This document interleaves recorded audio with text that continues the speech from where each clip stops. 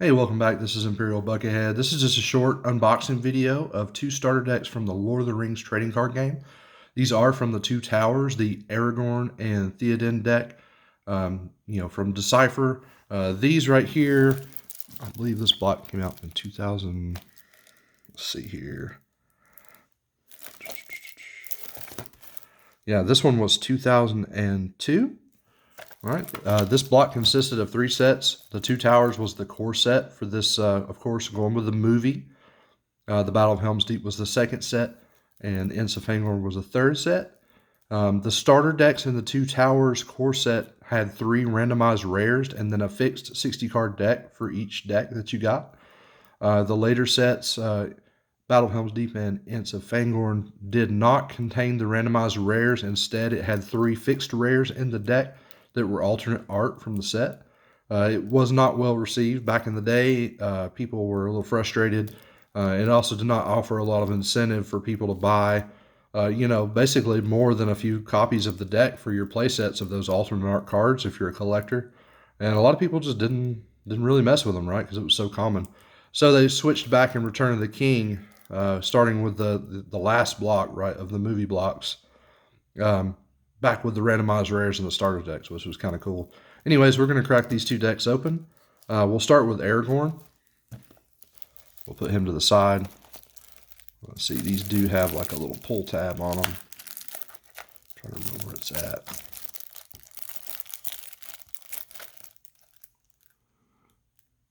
Where are you?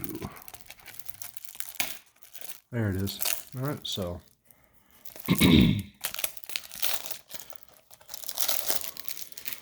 okay, so what I'll do is I'll do a quick run through of the deck. We'll just look at it one card at a time. Now, these are not all organized together, so we'll see multiple copies across the deck, not all together. So we'll start with this one. So this is the promo face card. You can only get this in the starter deck, right? Or as a randomized rare in a booster pack as a foil version. So that's the only way you could get the foil. All right, so down at the bottom right, you see 4P 364. So 4 is set 4.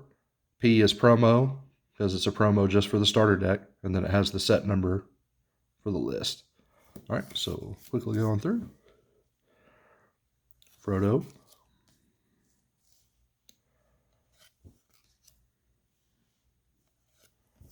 Yeah, going through this just brings back so many memories from those movies. When each movie came out, I think I saw each of them at least 3 times in the movie theater, right? And I think a lot of people were like that.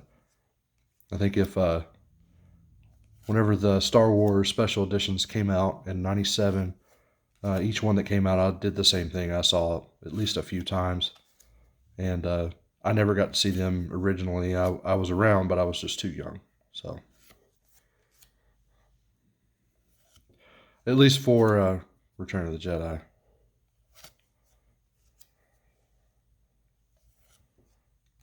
So this one did have the Dunlin as the shadow characters.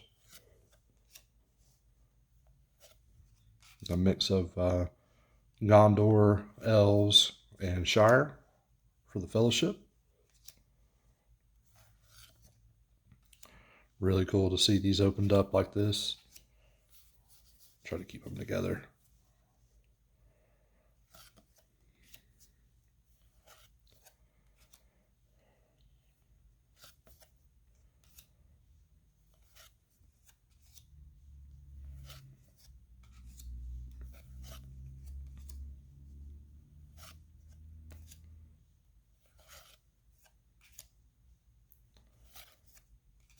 There's the other Aragorn. Each deck came with 2 copies of the face character.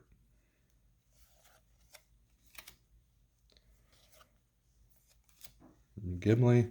Forgot Gimli was in that deck as well. Excuse me.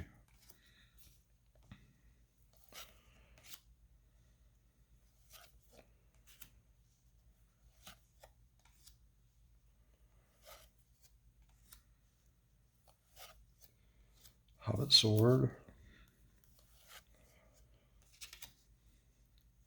I wasn't a big fan of the Dunland when this came out. I always liked the Uruk-hai. I think everybody, Uruk's really strong in the first 2 blocks. Ranger Sword.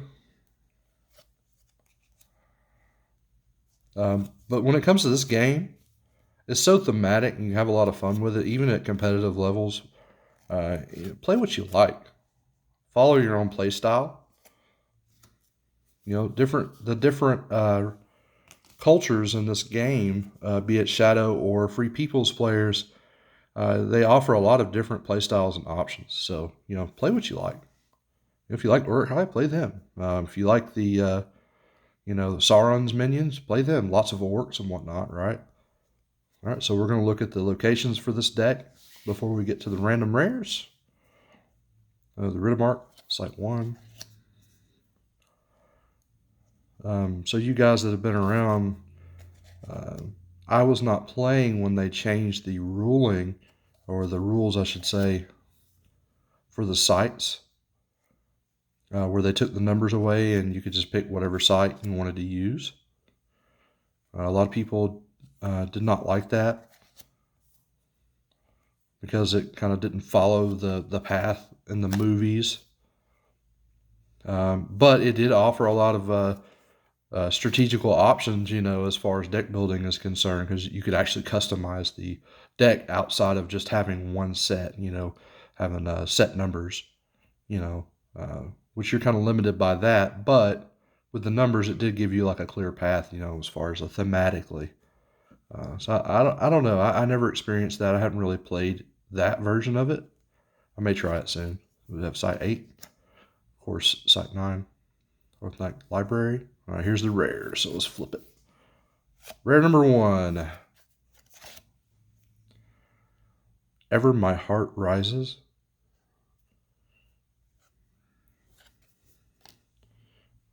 Another one of these. I've got a bunch of these. Where Has Grim Stowed It? Uruk-hai event. And Boromir, My Brother. Hey, that makes my playset of that card. All right, here's the simple rulebook.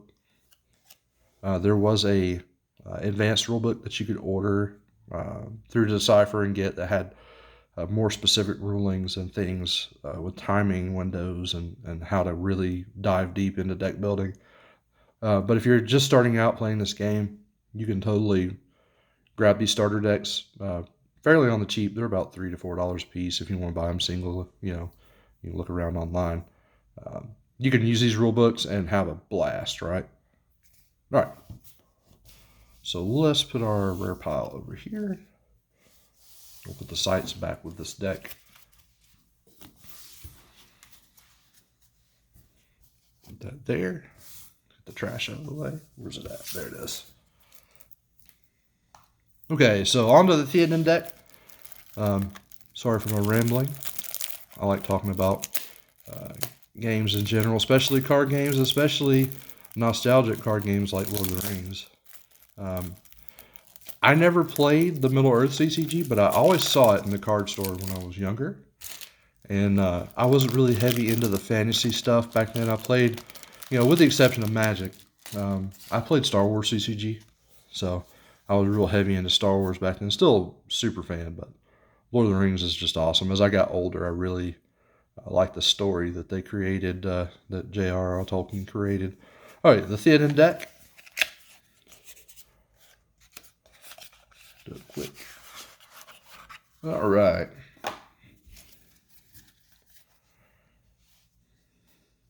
All right, we'll do the same thing. We'll just do this. You know, Frodo is going to be the same in these decks. Back at this point, you didn't really have more than one ring bearer except for Sam, who could pick the ring up if Frodo died, right? And you know, that was thematic. That made a lot of sense for the movies and whatnot. But as far as Frodo is concerned, you really only had, you know, the options, the common, uncommon Frodo and the rare Frodo from each set, right? That had him in it. And then you had different variations of the One Ring, which was kind of cool. I liked that. You didn't have to necessarily have the super rare cards to have a solid deck. So the Theoden deck has the Uruk-hai in it. So it's got the white hand symbol up here for the culture. Of course, you know that's Saruman's.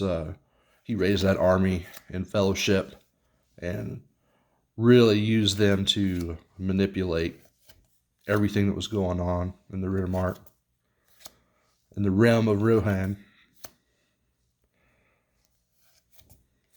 All right, there's Eomer. Carl Urban, great actor. Unrelated to Lord of the Rings, if you guys have ever seen the Carl Urban Judge Dredd movie, holy cow, he needs to reprise that role for sure. Nothing against Sylvester Stallone, but I grew up with that one as well. Never read the comics a whole lot. I was more into X-Men back in the 90s. All right, there's Eowyn. And, you know, what was cool about this game is, unlike other games, there were common, uncommon versions of these, like, mainstay characters. You know, you could, if you wanted to play as Aragorn, or if you wanted to have Legolas or Gimli, or, you know, all these main characters, you could have them. You know, the uncommon, common versions were, you know, used a lot more widely. Not saying that the rare versions are not, you know, OP, but they are. But you could easily build a strong deck with just, you know, some supplement rares, events and equipment and whatnot, with some common, uncommon characters for your Fellowship, and still have a great time with it and be semi-competitive.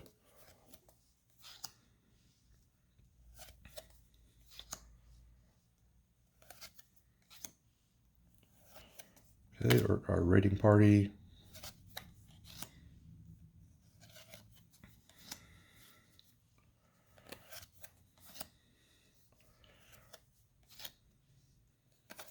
Whoop. Almost dropped it. Okay, we're to the sites. Okay, so as you can see, the sites are different. So see here, Horse Country, and if we go back to the other deck, I can get a hold of it here. Site 1 was the Riddermark. So you did have some options as far as site number. You could have some different ones. But outside of that, you couldn't really just pick any site. Okay. Horse Country. We're at camp. As you traveled in the game to try to get the ring bearer to the last site, you know, and destroy the ring, quote unquote, you got this twilight symbol up here, and the twilight's what is used to as a resource for the shadow. So and the way you also generate twilight is by playing Fellowship cards, and you would add twilight to a twilight pool, and it would also double as resources for the shadow player. So the more the Fellowship player played on their Fellowship phase, the more the Shadows player could play things and do things on their step, right? So each player would play a Fellowship and a Shadow phase to try to, you know, undermine what the other player was doing. So,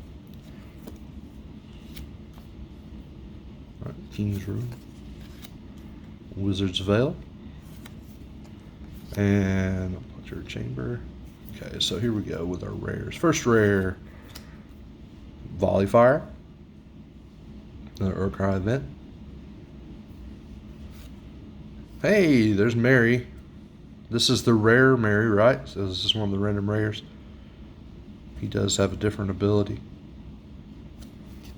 than the common uncommon version. Let you guys get a good look at that. And last but not least, Ranged Commander. Alright. And another rule book. We already talked about that. So thanks for hanging out with me. I'm going to do some more of these. I've got some 2 Towers booster box that I have still sealed. I'm not going to lie, I should have recorded it, but I cracked open 3 booster boxes and started filling out my play sets and whatnot, because I never really bought a lot of the Two Towers block cards and very little of the Return of the King block. Most of the block that I purchased from and played within was the Fellowship block, which was the first Fellowship of the Ring, Mines of Moria. Now the Realm of the Elf Lords, I never really got to purchase a lot of it, so I don't have a lot of that. But Fellowship and Mines of Moria is what I had the most of a long time ago, and I still have my box of cards that I'm trying to sort out. But I'm working on getting a good spread of cards from all three movie blocks. And as you can see here, I do have some Return of the King anthologies that are sealed. Have not opened them yet. They have some Reflections packs as well as Return of the King packs. And the Ting War, I think I said that right. I'm not good with some of the Elven pronunciations. The Ting War alternate cards that come with it. So as you can see here, you get a total of 10 packs. And I'm really looking forward to diving into Reflections. I never bought any Reflections. So I have quite a few of these. I am going to keep some of them sealed.